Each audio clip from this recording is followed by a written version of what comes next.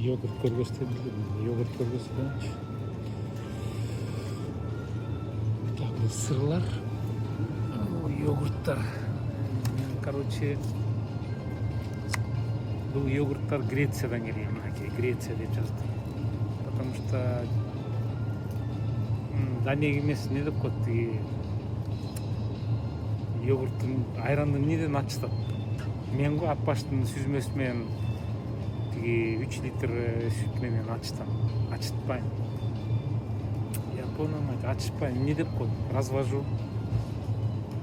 Кипишу. Короче, Греция йогурттан жасайм.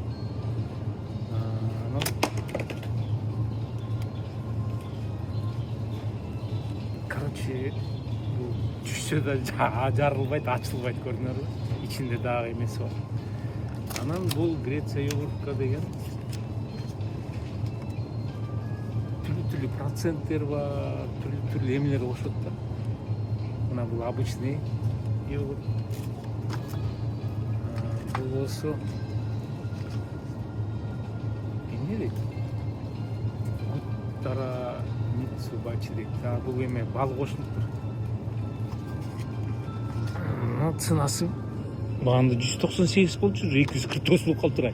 Ай булар блин, анан тиги Каспий йогурту деп коет. Неге Каспий дейт? Каспийкай. Каспийский мореден кирген йогурт дейт. Молоко 100%. Бул кымбат экен. Анан граммдар болот.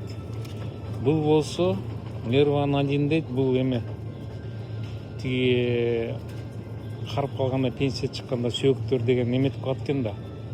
Жумшарыпчы, тиги пористи деген эмне деп коет? Пористи болуп калат экен. Анан ошон үчүн бул Ерван деп эме кошулуп коет да. Кальцийби, калийби бирдеме.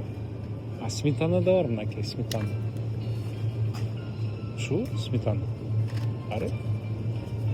Тибунсу. Короче, мен гана йогурт давай. Анан дагы эң простой йогурт Болгария йогурт деп коет. Мынакей кальций менен эйбу суу депчи. LB81 деп кетет экен. Ушул эме кефирге окшош. Тиги айранга окшош.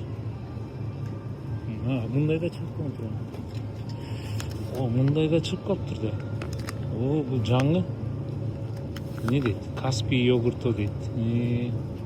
Канча литр экен? 900 грамм дейт.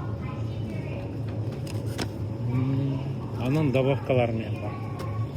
Мынакей мындай